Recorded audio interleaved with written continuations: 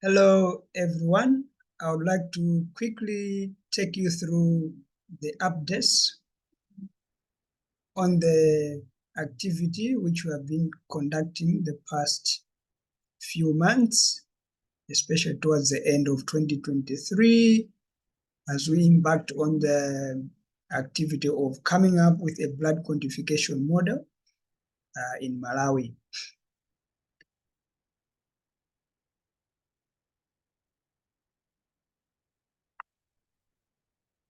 Firstly, I would like to give you a brief overview of the consultancy.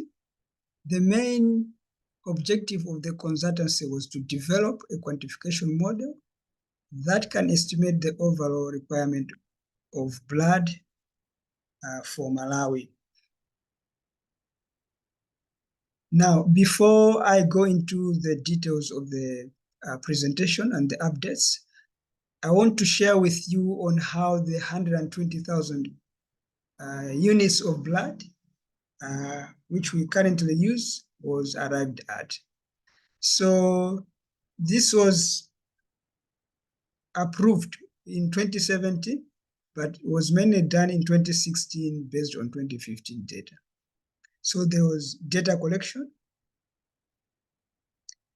visits to the hospitals, use of MPTS database, use of family replacement donation data from Department of HIV, experts' opinion, and also through the use of the MPTS database, we got blood discards data.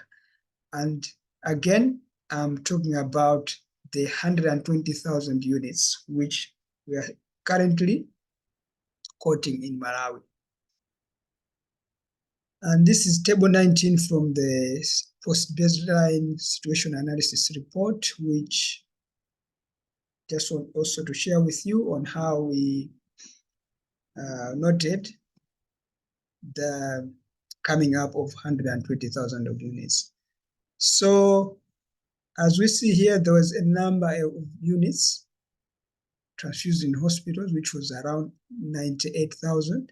So this was a combination of what the MPTS provided and what the hospitals collected on their own.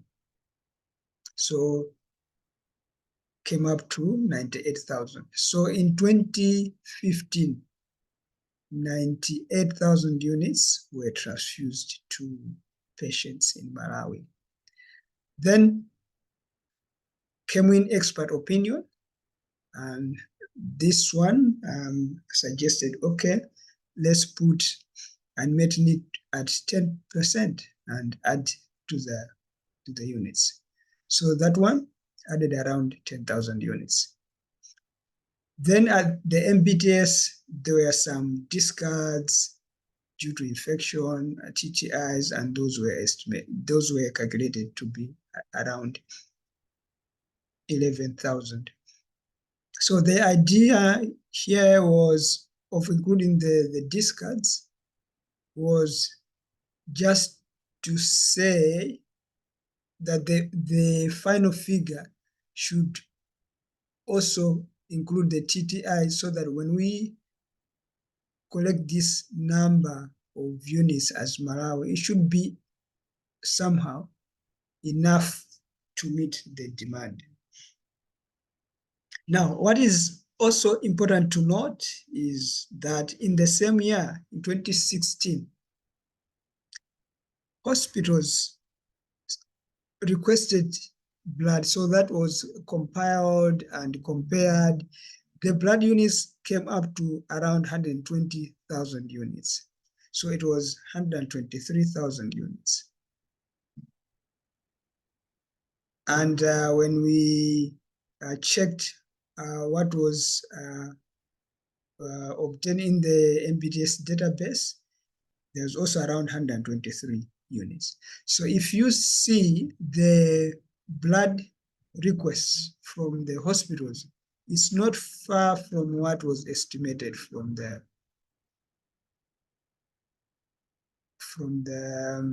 actual blood need. So I just wanted us to understand this, because it will make understanding of the further points which we are going to use a bit easier. So these figures can be found in the post-baseline situation analysis, which was published in 2019. Now, what did we do? We used hybrid approach. We collected data. So we collected data on supplies to all hospitals, and this data was obtained from the MPTS database. The MPTS has well up-to-date data on the number of units it supplies to each and every hospital in Malawi. We also did physical visits to 3 sites. We scheduled 3 sites, and we have a +1 because that one is an informal. There's our colleagues collecting data at the Queen Elizabeth Central Hospital, and we're also using some of their data to advise us on some of the experts' opinion which we are using. So KCH, why KCH? KCH is one of the highest blood user in Malawi. As far as central hospitals are concerned, Mangochi District Hospital again tops the list of the highest blood user among districts hospitals, and St. Gabriel Hospital is also among the high blood users among mission hospitals. And in these hospitals, we are not necessarily collecting data on how much blood they use and the like. We collected that data, but the interest in these sites were to identify trends, drivers, discard rates, and the like. So as you can see, these are only 3+1 hospitals. If we were to use those, only the number of units collected from those hospitals and estimated to the rest of about 106 hospitals that transfuse blood in Malawi, then we would not be making a fair conclusion. And of note, we have not noted that blood expiring in 2023 range from 8% to 18%. So this is very important also on our part when we are using expert judgments in the model, that yes, blood might not have been adequate, but why expiring? Does it mean that they had enough that they could not use, or there are other reasons why the blood expired? There are about 46 hospitals which currently do not collect blood from MPTS regularly, so we're going to get data from them. Again, the interest from these hospitals is mainly the family replacement blood donation units and also expiries. We use that to fine-tune our model. So on the data approach, I said we have, it's a hybrid. So data collection and modeling. The previous blood estimates in Malawi, modeling and statistical approach was not used. In this one, we've used also statistical modeling using a 10-year historical blood request data as input. Previously, I mentioned to you on how the blood requests were close to the estimated blood use in 2016. So we used the same blood request using at least a 10-year historical data to input into the modeling methods. And this has been used before elsewhere. A transfusion service in Quebec, they used the same method. Of course, our colleagues, they used the actual blood transfusion data. We currently not at the stage whereby we can confidently say this much blood was used in this year. I think we are yet to to reach at that stage, and this is what our colleagues are doing at Queen's to share the lessons from there, to share with the rest of the country, so that the blood safety data collection should be up to the standard. So Quebec in Canada, South African National Blood Service in South Africa, they used modeling, statistical modeling. So for us, we have used data collection as well as modeling. This busy slide here just shows us on what we agreed with the MPTS on their expectation, and then we said, okay, we'll take this and then see how best we can incorporate the points as we build this model.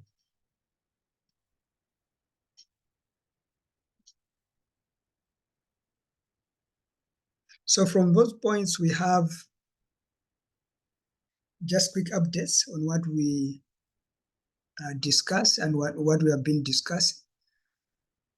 We were requested to estimate whole blood and also fractionated components like FFP and cryo or platelets. This has been done. Build on area efforts of estimating national blood needs, like the situational analysis or the post-baseline survey. This has been done.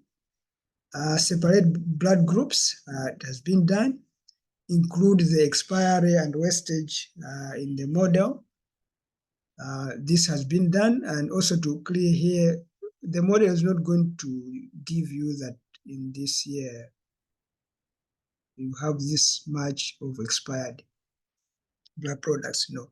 But the rate of expiry at the moment, we have used that rate to assist us in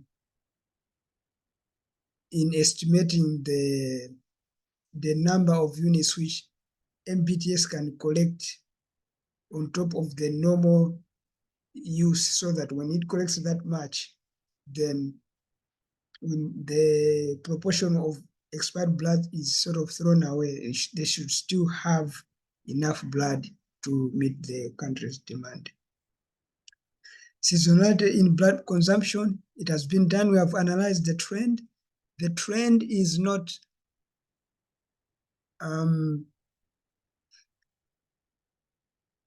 much different, no, but I think the main issue are the lean periods.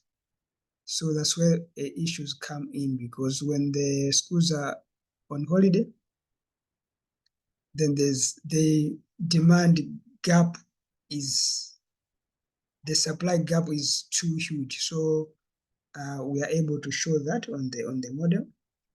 TTR's positive blood data, we have included that in the model.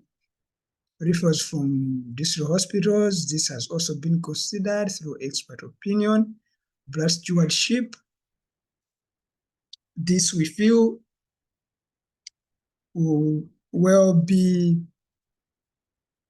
implemented through clinical use of blood and blood products. So through trainings, mentorship, and quality improvement projects, then clinicians, nurses, especially clinicians, will exactly know when to order blood. Nurses will know how to take care of blood. Let's say a unit has not been used, where to get it to. So that will mainly depend on how we implement the use of clinical use of blood and blood products. So here is our dashboard. Here is our software. It's only, this is the main dashboard, which has several outputs. So this is where now is different from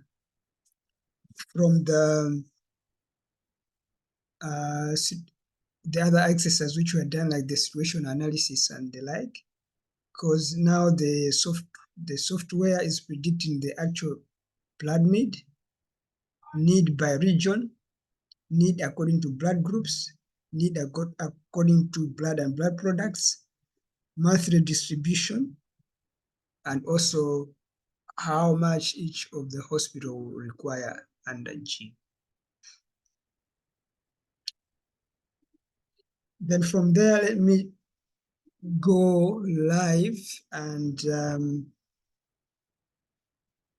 get the actual software to see how it performs.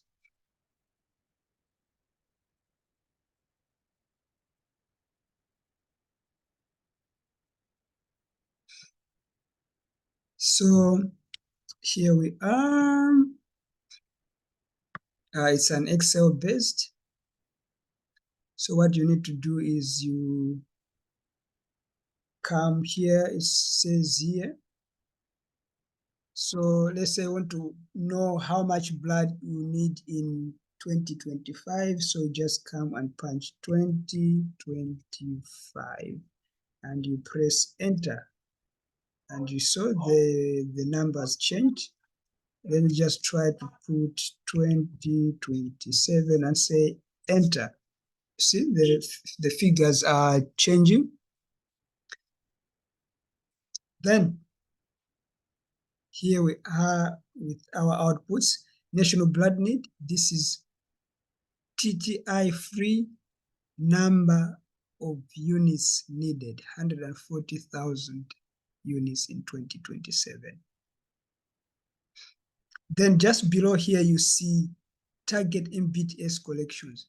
So the MBTS just needs to collect this much, 120,000 units. From there, what it needs to do is come straight to the blood and blood products.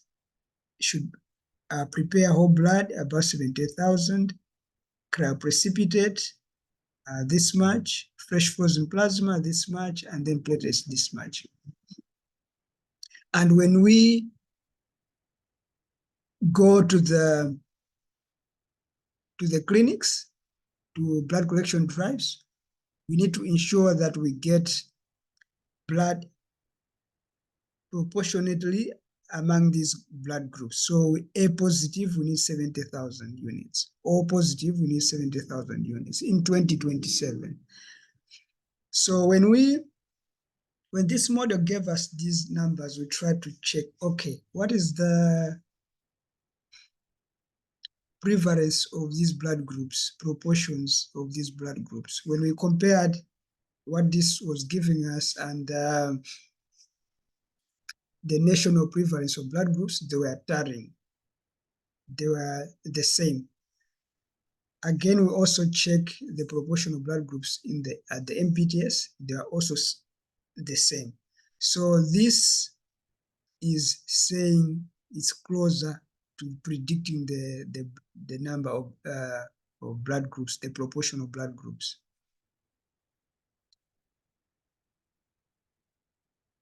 As we see here, we have AB positive. We don't need much AB positives in Malawi, and this can be supported by how AB positives are expiring at the district level. And I know MBTS has come up with efforts to try minimize the number of blood units collected with AB positive.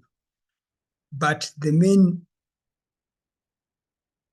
blood group which is needed in Malawi is O positive, not O negative, but O positive.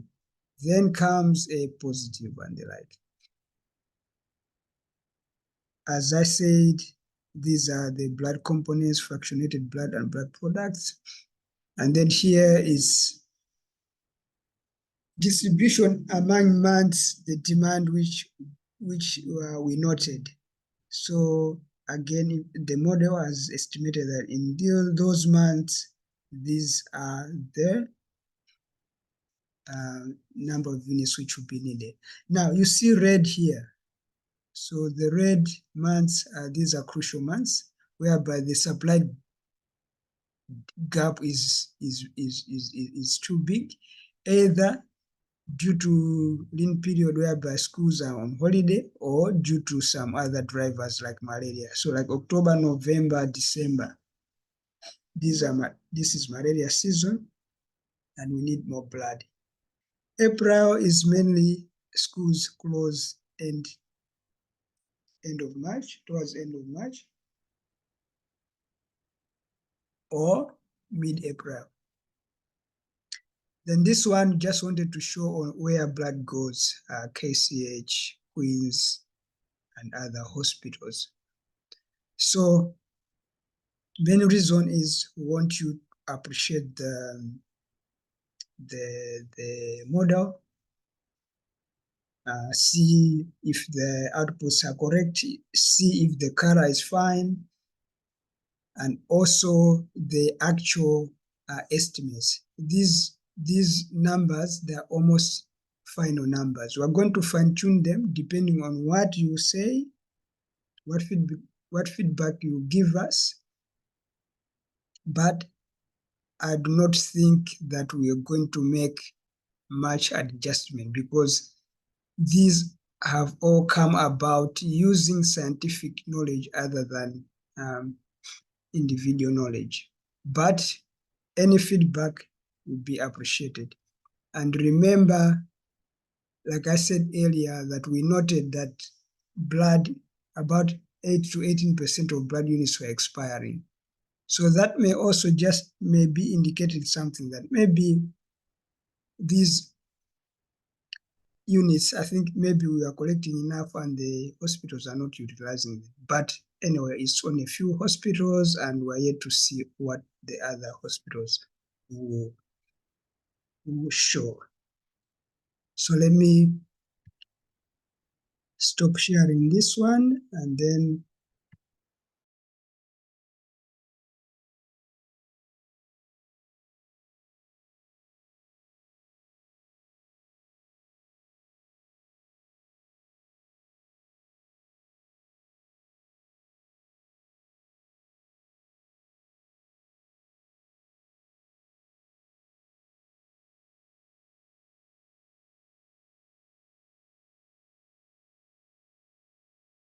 so we have done the demonstration, and then how do we move from here? So want your feedback on the color of the dashboard, your output, the outputs, the indicators. Like I said, the figures are almost mature ones, but we get feedback from you. And we also, behind this simple Excel dashboard, there is a lot of data behind, there are a lot of calculations behind. So we'll share with these raw working files with you for your own future reference. But we're also going to have working session just to let you know on how we came up with these data sets. Then the one or two working sessions would draft SOP, manual drafting, and we're going to do a capacity building on how each and every responsible individuals are going to use the model, the software, and finally do the handover. Just to highlight here that we have few hospitals which we yet to get data online, mainly on family replacement and also on expiries.